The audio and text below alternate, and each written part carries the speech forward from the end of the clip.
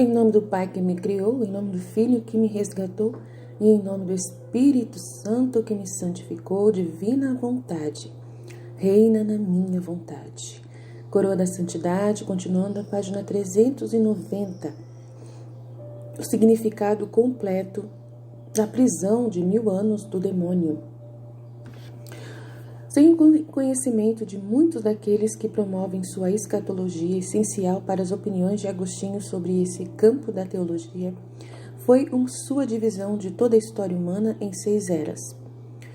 Como todos os padres da Igreja, ele percebeu que a história do mundo espelharia inevitavelmente os 6 dias da criação e o 7º dia de descanso que o seguiu. Muito legal isso aí, muito interessante. Ao contrário da maioria dos padres, ele não contou essas 6 eras como conjuntos de períodos de 1000 anos, começando com a própria criação. Em vez disso, ele os dividiu da seguinte maneira, muito legal. O primeiro, de Adão a Noé. O segundo, de Noé a Abraão. O terceiro, de Abraão a Davi. O quarto, de Davi ao cativeiro babilônico. Quinto, do cativeiro da Babilônia a Cristo. E o sexto, Cristo até o fim dos tempos, correspondendo à prisão de Satanás em Apocalipse 20. Ele entendeu dessa forma, que Satanás ficou preso durante 1000 anos, enquanto nós estamos nesse tempo agora, de Cristo até o fim dos tempos. Interessante, é uma ideia, né? E a eternidade sendo a 7ª. Interessante. Essa cronologia, apesar de meritória no tempo de Agostinho, simplesmente não é mais sustentável agora que 2000 anos se passaram desde o tempo de Cristo, tornando sua delineação das 6 eras em um desequilíbrio. Não é verdade? Porque não dá para entender dessa forma. Jesus, ele entendeu diferente, né? Ele falou que é diferente, ele falou que são... que é 3 eras, que somente, não é 6 eras, que são somente 3 eras, 3 fiat, o fiat da criação, o fiat da redenção e o fiat da santificação. A cada 2000 anos e 100 dias, ele fala, eu renovo o mundo, né? E ele renovou o mundo primeiro em Noé, na dilúvio, com Noé em um dilúvio, depois renovou com Maria na redenção, na encarnação do Verbo, e depois, agora, ele está para renovar pela 3ª vez. É o que ele disse para Luísa Picarreta, né? Essa cronologia, apesar de meritória no tempo de Agostinho, simplesmente não é mais sustentável. Então, não dá mais para seguir isso. Agora que 2000 anos já se passaram desde o tempo de Cristo, tornando essa sua delineação das 6 eras um desequilíbrio. O próprio Agostinho provavelmente acreditava que o fim do mundo seria logo depois de seu próprio tempo, pois talvez sustentasse a visão de Eusébio, agora conhecido por estar incorreto, de que a queda do homem ocorreu em 5199 a.C. Além disso, parece estranho demarcar o 3º e 4º estágio como ele fez, sem diminuindo o grande significado do reinado do rei Davi e do cativeiro babilônico. Simplesmente não parece correto considerar esses 2 eventos tão transcendentalmente impactantes que eles são de uma importância universal e definem os próprios pontos da virada do mundo inteiro. Mas a razão mais significativa pela qual esse delineamento das eras da história não é mais sustentável é a natureza da história, a partir da revolta protestante em diante. Não é de surpreender que alguém como Agostinho, que viveu durante uma era de ouro do cristianismo, o que o Papa São João Paulo II chamou de milênio da unidade cristã, depois de sua legalização por Constantino e antes seu rompimento no 2º milênio, veria sua própria era como aquela em que Satanás está acorrentado.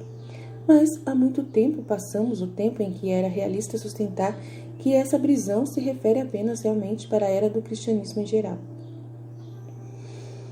Eu só estou lendo e não tenho opinião. Quando eu não falo nada, eu não tenho opinião, porque eu não sou tão conhecedora dessas coisas.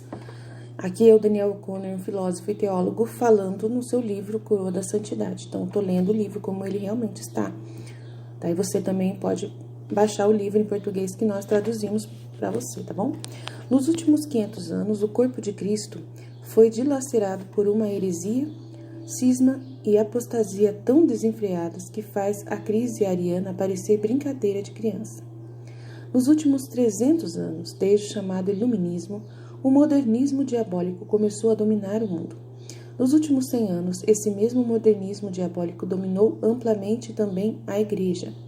Apesar dos esforços contínuos, a evangelização da Ásia, contendo a maioria da população do mundo, fracassou amplamente, exceto um punhado de seus países menores. E não é assim que a gente poderia dizer que Satanás está preso, né? Se parece. Especialmente após o alvorecer do Iluminismo. Cada ano que passava sucessivamente fazia os cristãos mais sábios perceberem que estava se tornando cada vez menos defensável sustentar que essa prisão de Satanás estava já funcionando, né, na extensão completa profetizada pelo livro do Apocalipse, enquanto está essa situação na igreja, onde Satanás entrou amplamente na igreja, né? Essa visão foi essencialmente condenada magisterialmente, embora implicitamente, não estou argumentando que aqueles que a sustentam são hereges. Ele não está chamando ninguém de herege. Pelos papas dos anos do século XX, que ao ver o mal do dilúvio inundando o mundo, declararam que os tempos haviam se tornado mais pecaminosos hoje do que nunca. Não é intelectualmente honesto sustentar este ensinamento magisterial e, simultaneamente, sustentar que estamos no tempo onde Satanás está preso, mencionado no livro da Revelação. Uma dessas visões deve desaparecer e não deve ser aquele que é magisterialmente ensinado. Obviamente, contrariando os papas, pode-se protestar que o pecado realmente é abundante hoje e o mundo e a igreja já estavam em apuros. Hoje é diferente? Não se engane, o mal do dia é sem precedentes. Aliás, é de se surpreender então que Deus agora esteja dando uma graça tão grande para combater, né, toda essa era do mal através do dom de viver na vontade divina. Onde o pecado abundou, a graça também abundou ainda mais. Nossa, que lindo isso, né?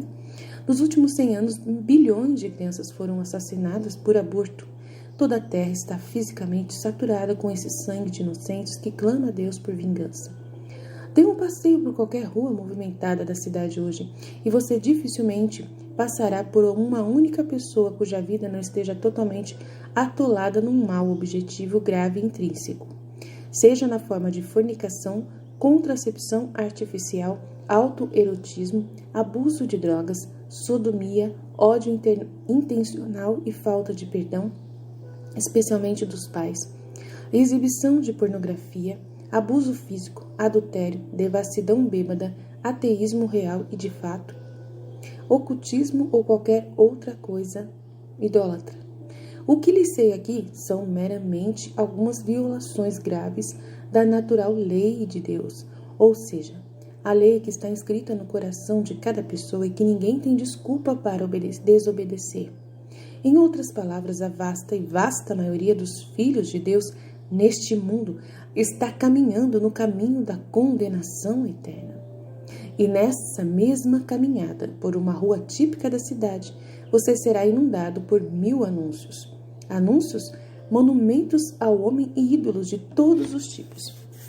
Mas você provavelmente não tropeçará em um único mero reconhecimento do fato de que o Criador de todas as coisas se tornou homem há 2000 anos atrás e nos chamou para segui-lo e que nada tem algum significado fora disso, de si. Ele e os males mais graves não são praticados apenas por praticamente todo mundo, ou seja, praticamente todo mundo pratica pelo menos um deles, o que equivale a praticar todos eles. Mas eles são cultural e institucionalmente endossados, promovidos e insistidos hoje. Agora, governos e povos, diretamente através de referendos, são pares, redefinindo universalmente a instituição mais fundamental que existe, a família e o casamento, para incorporar e abençoar a perversão e a desordem neste mundo. Nunca vimos algo remotamente semelhante a isso como agora. exceto talvez antes do dilúvio, mas até isso empalidece em comparação com o mal de hoje. Ficamos aterrorizados, além de tudo, por um estado desastroso da sociedade humana hoje. Para quem pode deixar de ver que a sociedade está no momento mais do que qualquer época passada, sofrendo de uma doença terrível e profundamente arraigada, que desenvolvendo-se todos os dias e devorando o seu íntimo, está arrastando todos os homens para a destruição. Você entende, veneráveis irmãos, o que é isto? É a apostasia de Deus. O Papa São Pio X escreveu em 1903, em uma encíclica, um dos atos formais da maior autoridade do magistério. As coisas melhoraram desde então? Obviamente, elas ficaram muito, mas muito piores. O pecado está agora prestes a se esgotar. Se houve um tempo em que Satanás não foi acorrentado, esse tempo realmente é agora. Então, gente, Jesus fala exatamente dessas coisas para mim todo dia. Ele fala, não preciso nem ver notícias. Ele mostra. Lembre-se de que isso não significa que estamos rejeitando completamente a interpretação de Agostinho. Satanás certamente foi acorrentado até certo ponto no nascimento de Cristo. As próprias palavras de Jesus da Luísa concordam com isso, pois ele lhe disse: no começo, um enxerto não pode produzir nem grandes bens nem grandes males, mas apenas o começo do mal ou do bem. Quando vim à terra com minha concepção, formei o enxerto oposto com a árvore da humanidade, e os males começaram a parar, os maus humores a serem destruídos. Então, há toda a esperança de que o reino da minha divina vontade seja formado no meio das gerações humanas. As muitas verdades que lhe manifestei sobre o meu Fiat divino são goles de vida, algumas das quais água, algumas cultivam, outras aumentam os humores da árvore da humanidade enxertada por mim. Portanto, se a vida do meu Fiat entrou na árvore da minha humanidade e formou um enxerto, há toda razão para esperar que o meu reino tenha o seu cetro, e seu justo domínio e seu comando no meio das criaturas. Portanto, ore e não duvide. Então, beleza, a gente acredita que tem um bem que Jesus plantou, né? Que ele enxertou na árvore da sua humanidade, nos exemplos da sua vida, do seu evangelho. Então, foi plantado na terra, né? O seu evangelho foi colocado para nós. Os seus exemplos, os seus ensinamentos, a sua doutrina foram evangelizados, né? Então, a gente não está totalmente assim, né, numa era onde não tem uma luz, né, que está brilhando para nós. Tem uma luz que é a própria humanidade de Jesus, que veio aqui e nos indicou o caminho, né, que ele é o caminho, a verdade e a vida. E mesmo que a rainha do céu tenha debilitado Satanás, esmagando sua cabeça e o amarrando à cruz, portanto, ele ainda não está mais livre para fazer o que quer. Portanto, ele não está mais livre para fazer o que quer. No entanto, aqueles que por desgraça se aproximam dele, aí sim, ele mata. Então, é aquilo que a gente está falando ultimamente nas nossas meditações. Ele é um cão amarrado, mas a pessoa é livre para ela ir em direção a ele. Se ela vai, ele mata. Então, tem que ficar esperto, né? O ponto é meramente que, como quase todas, se não a maioria das escrituras, existem múltiplas interpretações corretas do mesmo verso. E a prisão de Satanás parece se referir não apenas à era do cristianismo em geral, mas a alguma era futura na Terra como um bem para toda a humanidade. E a necessidade dessa interpretação adicional é demonstrada nos últimos 500 anos da história, especialmente nos últimos 100.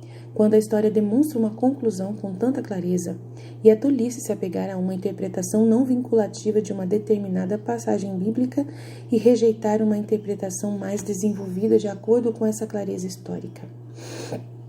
De fato, embora permaneça firmemente fundamentado na tradição, também é necessário um certo grau de flexibilidade saudável, necessário com o devido respeito à repreensão repetida do Papa Francisco, de que o Senhor é o Deus das surpresas e ainda somos um povo em um caminho. Então, pode ser que Agostinho não esteja totalmente errado, né? Que, de repente, até 1500 ele estivesse um pouco preso, estivesse um pouco debilitado o seu reino por causa da cruz, por causa de ser amarrado na cruz, né? Como Nossa Senhora pisou na cabeça da serpente e esmagou sua cabeça, né? Trazendo Jesus à terra e Jesus morrendo na cruz. Então, foi esmagada a cabeça dele, né? Nesse momento, foi esmagada a cabeça dele, né?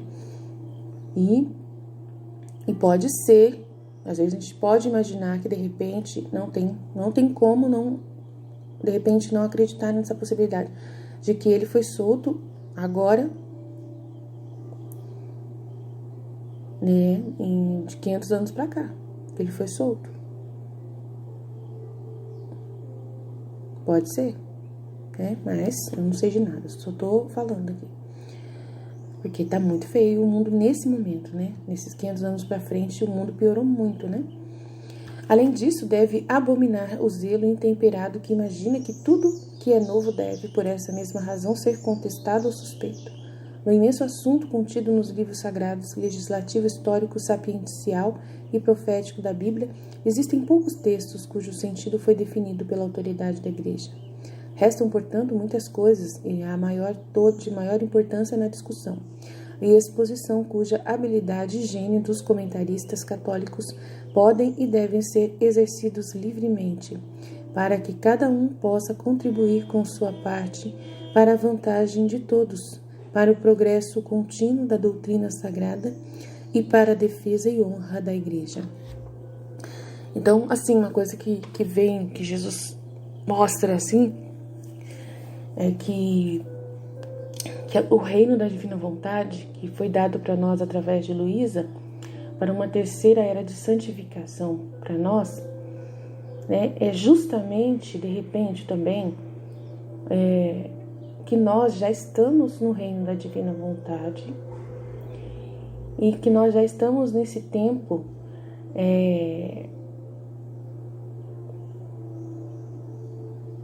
né, nós já tivemos no reino da divina vontade, desculpa, né, mas não dá para ligar os pontos, não dá.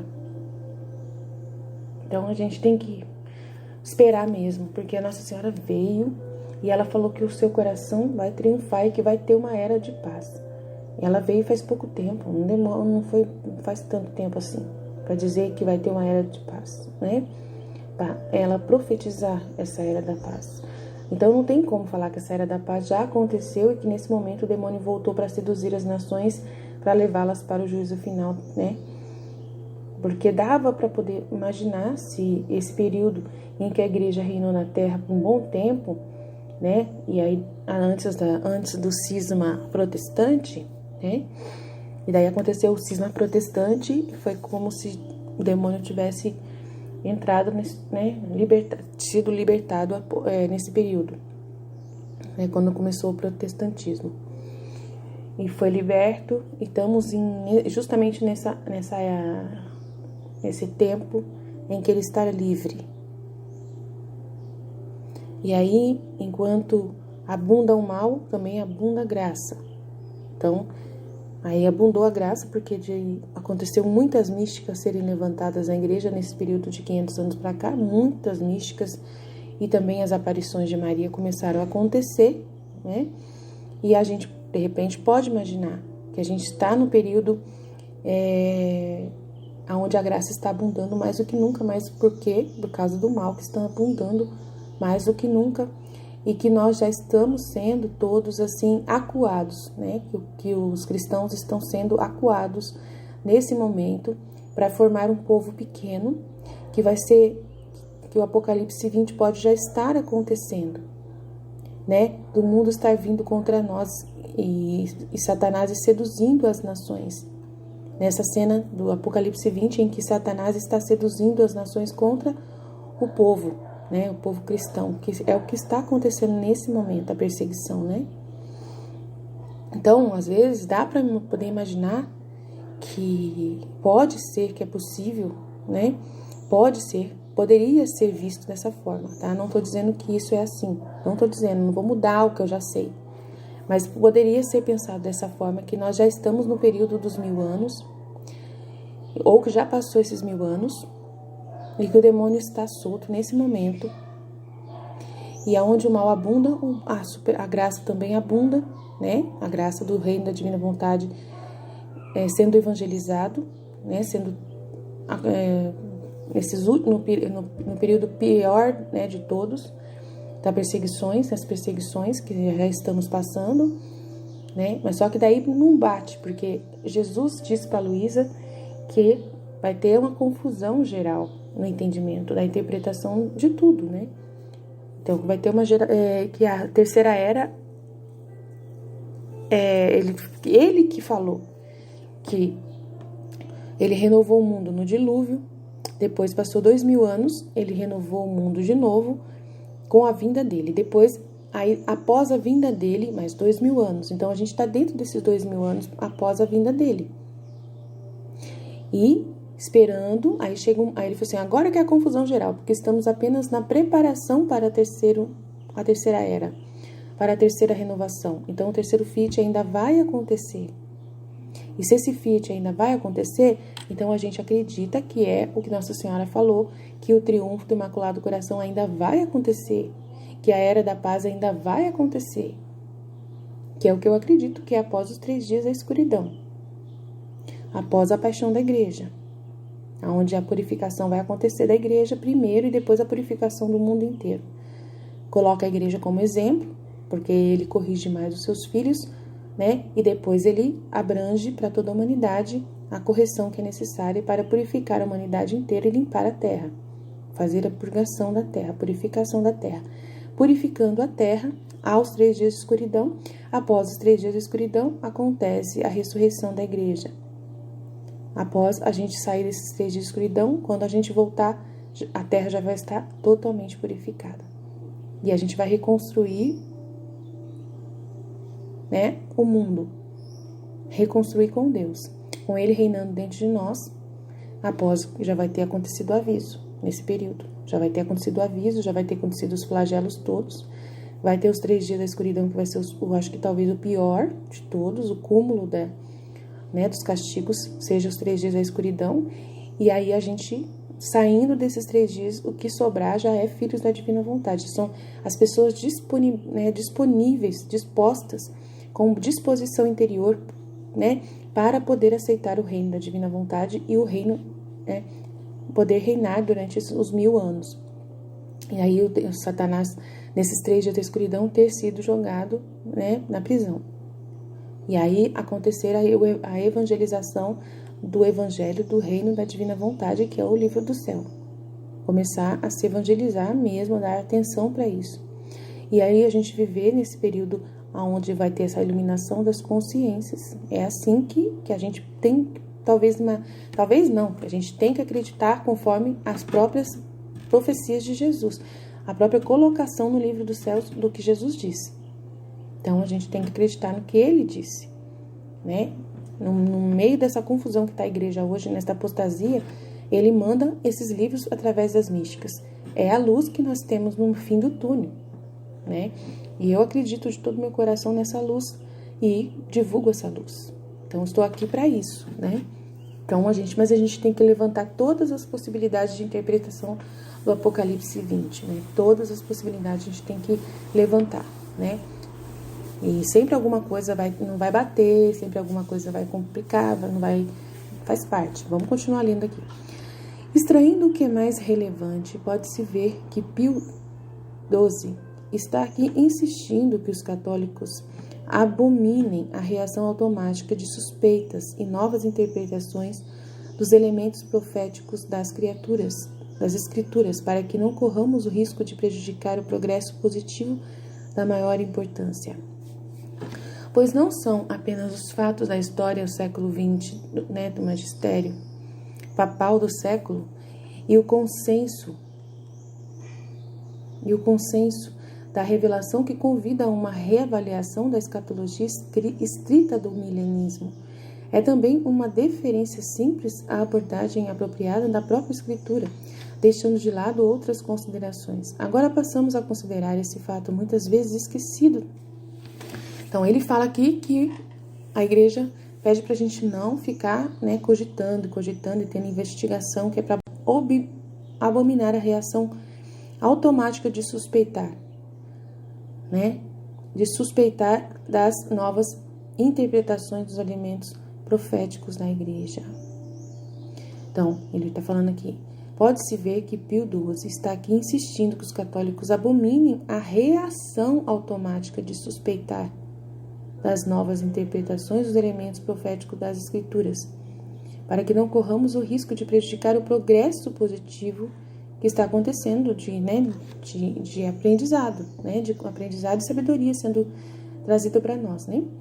O claro sentido das Escrituras. Os críticos da Era da Paz tendem a se inclinar para trás para sobrepor um significado bastante estranho ao livro do Apocalipse, que eles admitem contrasta com o sentido claro das próprias palavras.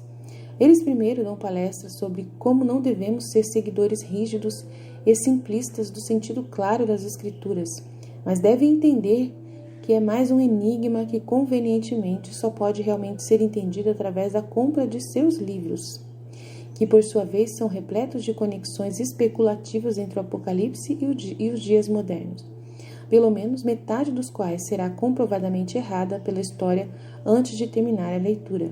Nossa!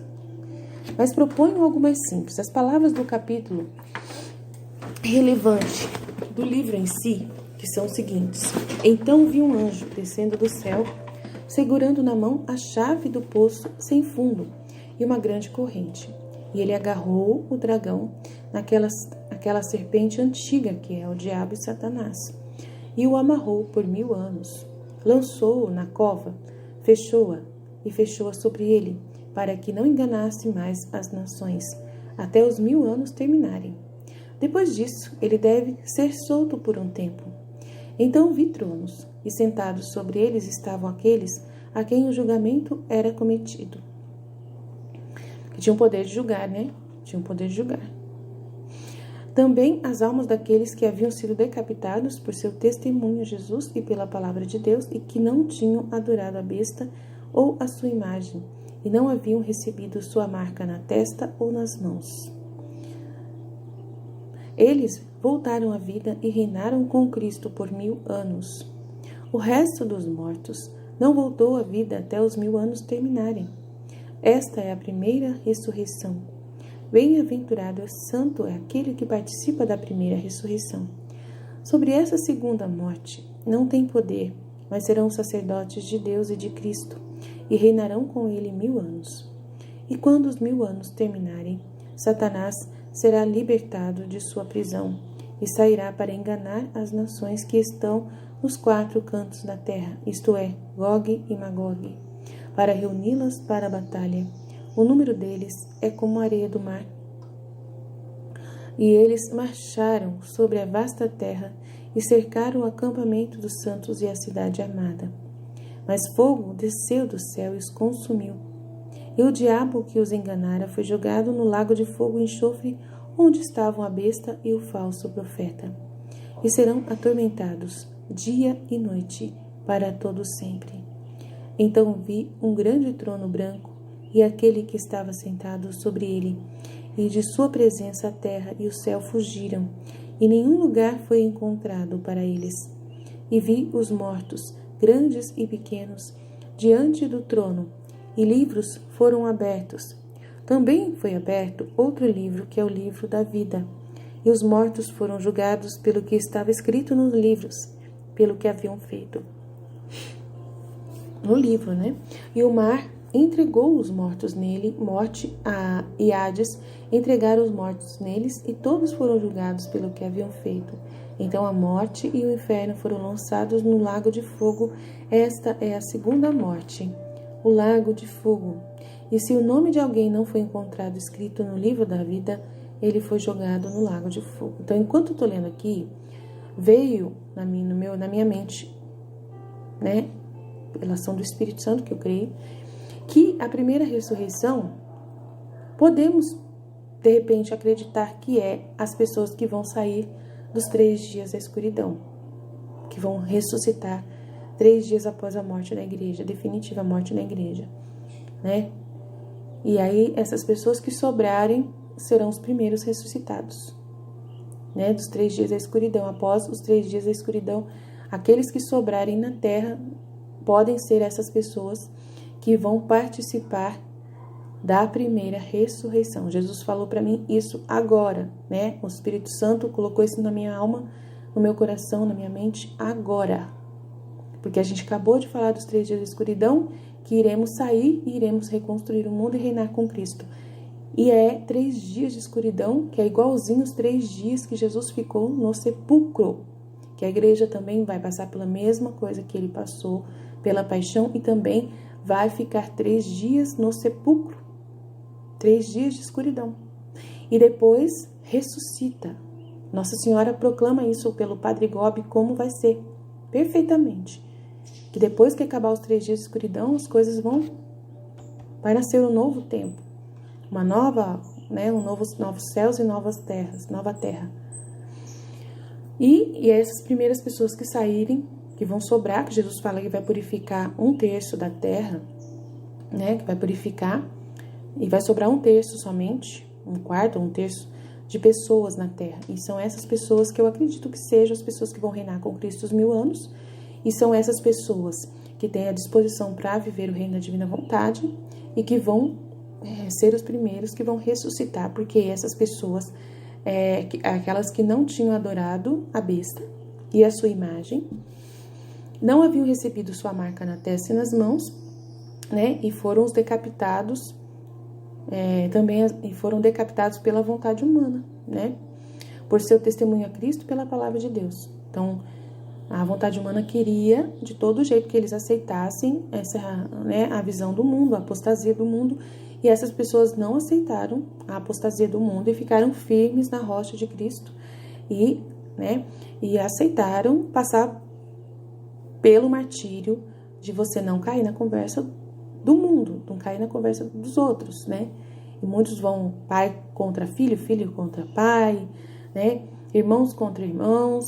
Nessa hora tem muita luta, e é o que nós estamos passando nesse momento. Estamos exatamente passando nesse momento por essa luta, né, de confusão entre nós, né? Uns acreditam numa coisa, outros acreditam em outra, então já tá uma coisa horrorosa, já tá uns contra os outros. Então é o que Jesus colocou no meu coração, só estou aqui partilhando, tá? Essa é a totalidade integral do capítulo 20 do Apocalipse. Então nós lemos o capítulo 20 do Apocalipse aqui na tradução, né, do livro do Daniel. A grande maioria das pessoas, quase todas, ouso dizer que leem essas palavras e ainda não têm conhecimento nenhum da interpretação.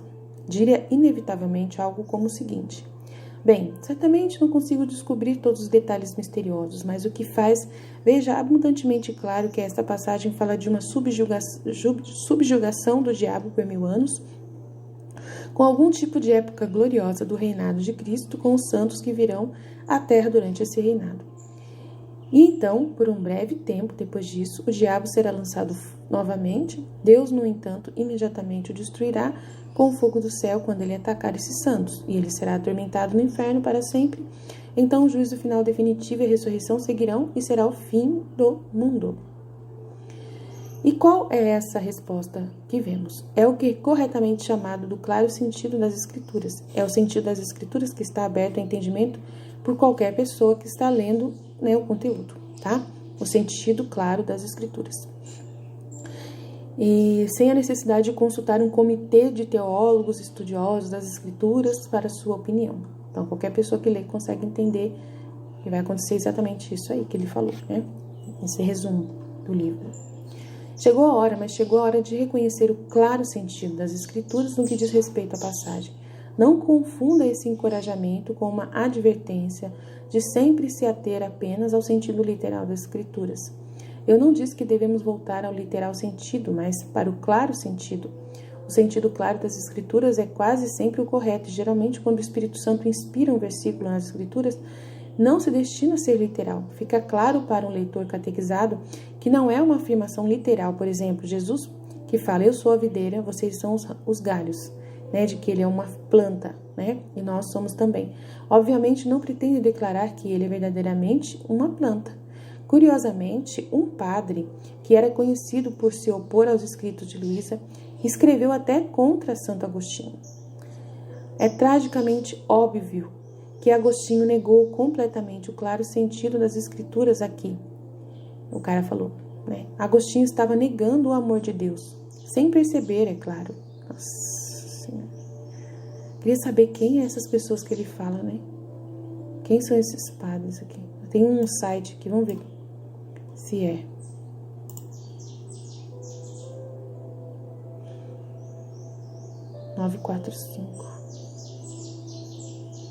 Se eu consigo copiar aqui o link do site para ver se a gente descobre de quem que ele fala, porque ele fala tanto de tantas pessoas, a gente nunca sabe de quem que ele tá falando. É bom a gente, de repente, ler também pra gente ter, né, a nossa opinião sobre o que essa pessoa que tá falando contra, né? Mas não, tem não. Deu falha no servidor errado, tal. Ele colocou o link, mas não deu certo, não.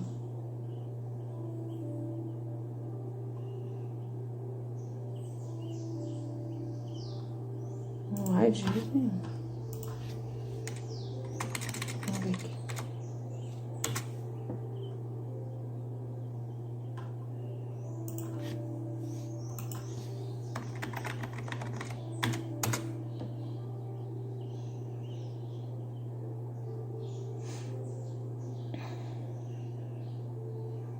Programas do EWTN.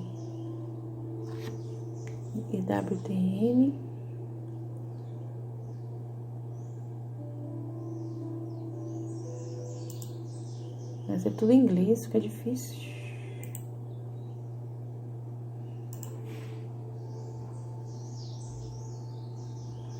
Biblioteca, eu acho que é biblioteca. Biblioteca.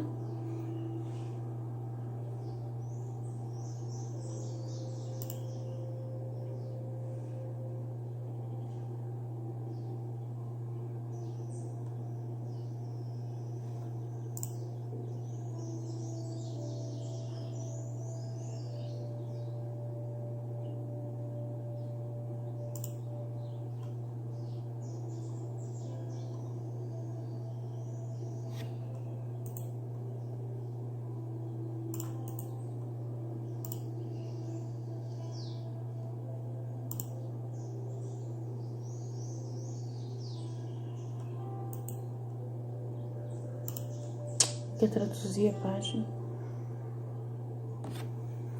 Bastante coisa aqui. Bastante coisa mesmo. EWTN. Acho que é um canal católico na internet. Muito bom. É tudo em inglês. Fica difícil, né? A gente fuçar pra ver. E ainda não quer traduzir, não sei porquê. Livraria. Deixa eu ver o link aqui de novo. Livraria Teológica.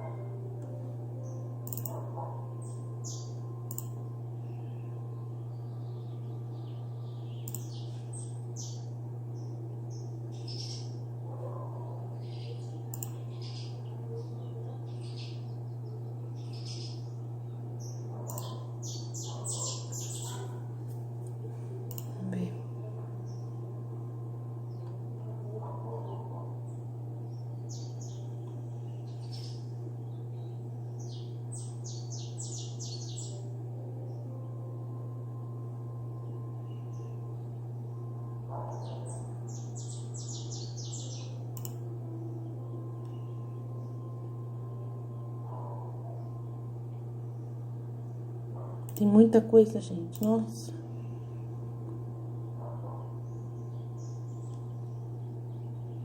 Mas não vai dar pra me achar, não. O link não tá funcionando. É muito legal esse site que ele colocou aqui. Interessante. Vale a pena a gente ver se a gente consegue entender alguma coisa aqui. Será que é vídeos? Não. Nossa, tem bastante. São textos. Muito bom. Nossa, Deus me deu uma graça agora aqui. Bastante coisa pra gente estudar. Vou até colocar aqui. Mas infelizmente esse link que ele colocou não tá batendo. Mas tudo bem, não tem problema não. Vamos lá. Vamos lá continuar lendo. Me perdoem se parar aqui. Ele escreveu isso em relação aos ensinamentos de Agostinho sobre a graça e salvação. O padre continua a culpar a massa da minata, que Deus poderia ter jogado toda a raça humana no inferno por causa do pecado original. Então o padre escreveu nesse site WTN, com certeza. A gente teria que tentar achar o que esse padre escreveu. Seria bom, né, se a gente achasse. Vamos ver se eu consigo achar. Eu gosto muito das coisas muito bem esclarecidas, sabe, gente? Eu gosto muito. Eu não tenho preguiça, sabe, de pesquisar e tudo mais. Vamos ver o que ele fala aqui. Se eu acho esse conteúdo. Achei, gente. Achei. Acho que eu achei. Vai ser bastante links. Bastante links aqui. Nossa, bastante links. Na teoria da massa da minata. Tem 2 páginas sobre essa massa da minata. Aí não tem como saber qual desses que vai ser desse padre que ele falou. É o William Most. Um aqui que ele falou. Frei fala aqui, mas aí Santo Agostinho é chamado com razão doutor da graça por sua grande obra contra os pelagianos que praticamente negaram a necessidade de graça ou ação. Agostinho mostrou muito bem nossa total dependência de Deus. Os padres orientais não negaram isso, não revelaram isso também.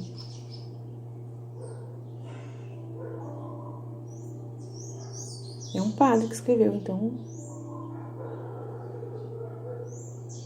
o Daniel deve ler essas coisas tudo aqui. Muito bom esse site, muito bom mesmo. Tem bastante material pra gente estudar, mas tem que ter olhos bem críticos, né? Saber baseado na palavra de Deus. Aqui, ó, esse massa da minata significa, como dissemos acima, a partir de uma interpretação alegórica do Romanos 9, principalmente nos versículos 19 e 24, Agostinho disse que toda raça é como uma massa de barro de oleiro do pecado original. Tudo poderia ser enviado para o inferno apenas pelo fato do pecado original. Crianças morrer sem batismo são condenadas. Em primeiro lugar, não havia e não há suporte para tal interpretação alegórica. Mais importante, ele estava terrivelmente errado. Interessante, né? O padre falou que ele está terrivelmente errado. O pecado original sozinho não merece o inferno.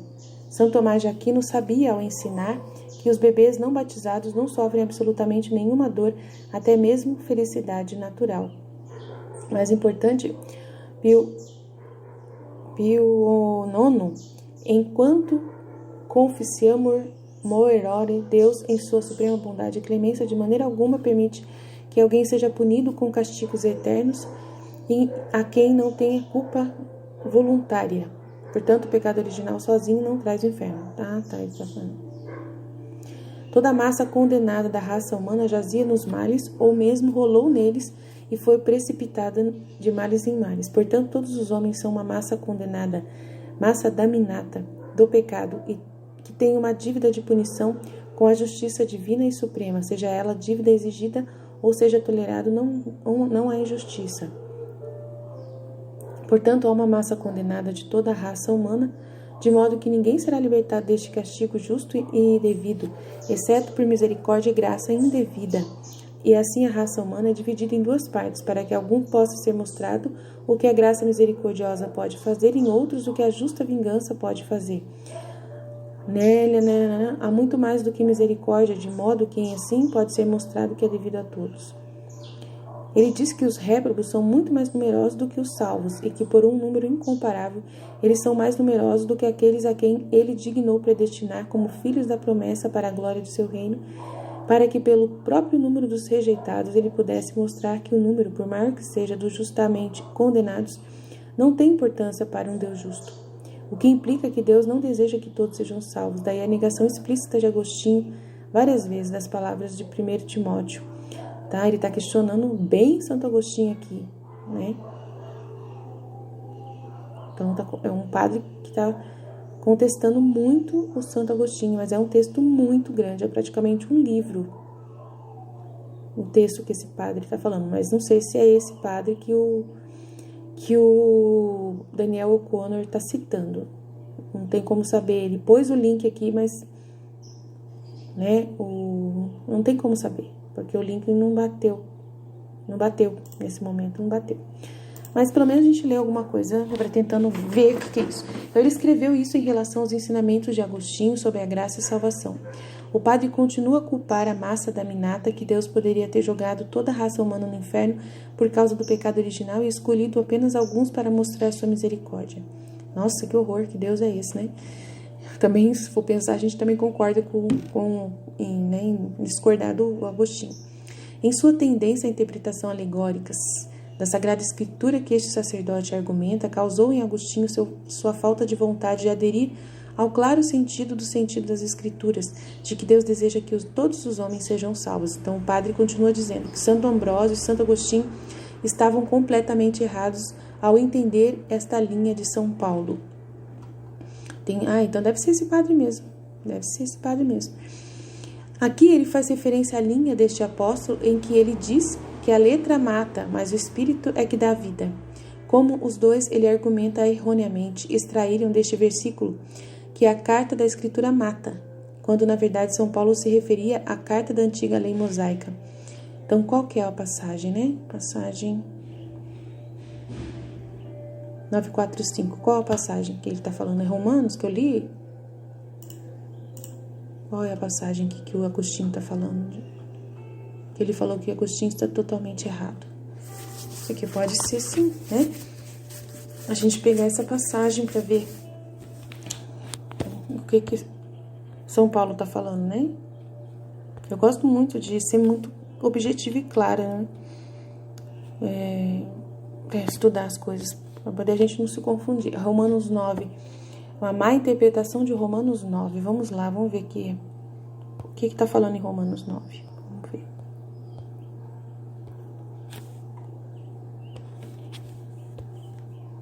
Digo a verdade em Jesus Cristo, não minto.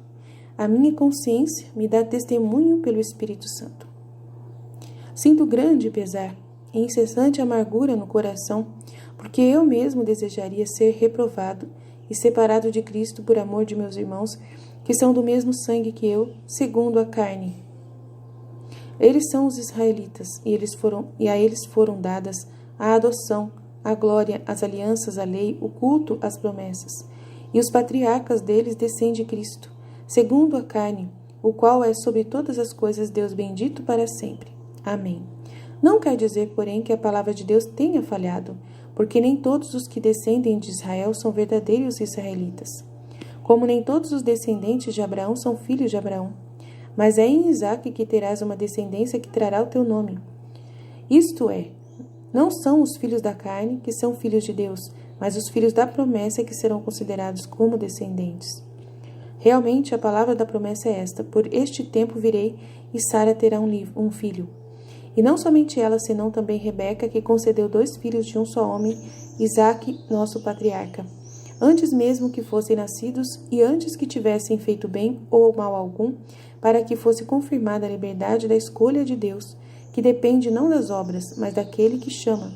Foi dito a Rebeca: o mais velho servirá ao mais moço. Como está escrito, amei Jacó, porém aborreci Esaú. Que diremos, pois, haverá injustiça em Deus? De modo algum. Porque ele disse a Moisés: farei misericórdia a quem eu fizer misericórdia. Terei compaixão de quem eu tiver compaixão. Dessa forma, a escolha não depende daquele que quer, nem daquele que corre, mas da misericórdia de Deus. Por isso, diz a Escritura ao faraó: eis o motivo por que te suscitei, para mostrar em ti o meu poder e para que se anuncie o meu nome por toda a terra. Portanto, ele tem misericórdia de quem ele quer e endurece a quem quer. Dime-as talvez, por que ele ainda se queixa? Quem pode resistir à sua vontade? Mas quem és tu, ó homem, para contestar a Deus? Porventura o vaso de barro diz ao oleiro, por que me fizeste assim? Ou não tem o oleiro poder sobre o barro para fazer da mesma massa um vaso de uso nobre e outro de uso vulgar? Onde então está a injustiça? Em ter Deus para mostrar a sua ira e manifestar o seu poder suportado com muita paciência os objetos de ira preparados para a perdição, mostrando as riquezas da sua glória para com os objetos da misericórdia que de antemão preparou para a glória? Esses somos nós que ele chamou não só dentre os judeus, mas também dentre os pagãos, e é o que ele diz em Oséias: chamarei meu povo ao que não era meu povo, e amada a que não era amada. E no lugar mesmo em que lhes foi dito: vós não sois meu povo, ali serão chamados filhos de Deus vivo. A respeito de Israel, exclama Isaías: ainda que o número dos filhos de Israel fosse como a areia do mar, só um resto será salvo. Porque o Senhor realizará plenamente, prontamente, sua palavra sobre a terra. E ainda que predisse Isaías, se o Senhor dos exércitos não nos tivesse deixado um rebento, ficaríamos como Sodoma, seríamos como Gomorra. Então o que diremos? Que os gentios que não buscavam a justiça alcançaram a justificação, a que vem da fé, ao passo que Israel, que procurava uma lei que desse a justificação, não a encontrou. Por quê? Porque Israel a buscava como fruto não da fé, mas das obras. E tropeçou na pedra do escândalo, como está escrito: eis que põe em Sião uma pedra de escândalo, um rochedo que faz cair. Quem nele crer não será confundido. Nossa, que passagem da Bíblia difícil, meu Deus do céu. É difícil interpretar isso aqui mesmo, né? Super difícil, Jesus Cristo, meu Pai do céu, misericórdia. É muito complexo, é um estudo muito complexo. E só por Deus, né? Então, deixa aí eu li, eu fiz a minha parte, né? Não vou fazer nenhuma interpretação, porque eu não tenho esse poder. Eu sou humilde para poder saber para vocês que Jesus pode me dar a interpretação. Depois, se ele quiser, ele pode me dar, né? Eu vou pedir para ele me dar, mas, meu Deus, muito complexo, muito complexo. Mas só para a gente poder situar do que ele está falando aqui, para a gente não ficar tão boiando, né? Então, vamos lá. Aqui ele faz referência à linha deste apóstolo em que ele diz que a letra mata, mas o Espírito dá vida. E eu vou colocar o link para vocês, tá? Na descrição do vídeo hoje. O link que eu abri aqui da EWTN desse padre aqui, tá? Porque eu gosto de ser muito, muito correta e muito transparente naquilo que eu tô lendo, né? E gosto que as pessoas tenham todo o material que elas quiserem, porque tem padres que buscam o conteúdo aqui do canal. Teve um padre que já pediu para baixar no meu e-mail, pediu para baixar a Coroa da Santidade. Então, são estudiosos que às vezes estão interessados, né? E descobriram o livro através da gente aqui do nosso canal. Então, eu vou colocar, porque de repente tem algum padre ouvindo esse conteúdo, um teólogo está ouvindo, professor de teologia está ouvindo, seja quem for, e está estudando, né? Então, a gente ajuda as pessoas que estão estudando. Aqui ele faz referência à linha deste apóstolo, em que ele diz que a letra mata, mas o Espírito dá vida. Tá falando mesmo, né, da lei que eles seguiram, né, que o povo de Israel seguiu uma lei que achava que era suficiente para justificá-los, mas que eles acabaram se perdendo, né? E é o Espírito que dá, mas é o Espírito da fé, né? A fé que dá a vida. Como os dois, ele argumenta erroneamente, extraíram deste versículo que a carta da Escritura mata, quando na verdade São Paulo se referia à carta da antiga lei mosaica, que em contraste com a graça, o Espírito da nova aliança que mata. Agora estou sendo muito mais gentil com Agostinho, mas a fascinante análise que esse padre faz é de fato uma descrição muito mais perfeita das fraquezas que agora são evidentes, e está pronto demais para rejeitar o senso claro das Escrituras por uma questão puramente espiritual. Antes de deixarmos essa consideração, deveríamos lembrar que os principais oponentes do claro sentido das Escrituras hoje são os modernistas. É apenas pela rejeição desse sentido claro que eles podem ter sucesso em sua trama nefasta para subverter toda a lei moral, denunciar a real presença de Cristo na Eucaristia, promover o darwinismo O que é darwinismo, gente? Ai, meu Deus do céu. Vamos lá, vamos pesquisar mais uma coisa. Darwinismo. A gente é honesto, a gente não sabe nada, mas a gente não é burro se a gente quer procurar o que quer dizer, não é mesmo? Pelo menos não ficar tão perdido. Darwinismo. Eu sou honesta para falar para vocês que eu não sei de nada e quero aprender. Tá. Darwinismo é o conjunto dos estudos e teorias relativos à evolução das espécies desenvolvido pelo natural inglês Charles Darwin. A teoria da evolução defende que todas as espécies descendem de ancestrais comuns que ao longo do tempo geológico foram sofrendo alterações. Tá? O darwinismo é um conjunto de estudos e teorias relativas à evolução da espécie. Evolução da espécie. Tá? Não tem, né? Tira o Espírito Santo, tira Deus dessa conversa, né? Pode até ter Deus na conversa, mas Deus fez as coisas nessa ordem de evolução das espécies. Então é isso. Pelo menos é o que a gente pode tentar entender assim. E a gente já tem uma noção, né? A gente já ouviu falar desse darwinismo, assim, sem saber que é darwinismo, que a gente não, né, não guarda os nomes, né, das coisas. Então ele está dizendo aqui, né, então, antes de deixarmos essa consideração, deveríamos lembrar que os principais oponentes do claro sentido das escrituras hoje são os modernistas. É apenas pela rejeição desse sentido claro que eles podem ter sucesso em sua trama nefasta para subverter toda a lei moral, denunciar a real presença de Cristo na Eucaristia, promover esse darwinismo, né? Minar o casamento e a família, etc., sem reverter para um literalista, para um literal, né? Em vista desses versículos, um sentido literal. Do sentido desses versículos pretendidos apenas simbolicamente, podemos afirmar com convicção que um retorno ao claro sentido das Escrituras está entre as ferramentas mais importantes e indispensáveis para os católicos hoje em dia, que desejam lutar pela restauração da Igreja e do mundo. E o livro do Apocalipse não deve ser arbitrariamente isento desse retorno. Tá ótimo. Então, por hoje é isso. Na próxima página 394, a gente vai começar a falar de Joaquim de Fiori, um radical divergente dos ensinos da Era da Paz. Joaquim de Fiori. Então, vão pesquisando aí quem é Joaquim de Fiori, para vocês saberem, tá? Deus abençoe você. Estivemos unidos, continuaremos sempre no amor e na misericórdia, um Deus Todo-Poderoso, Pai, Filho e Espírito Santo. Amém. Jesus, eu confio em vós. Fiat, fiat, fiat. Deus abençoe a todos.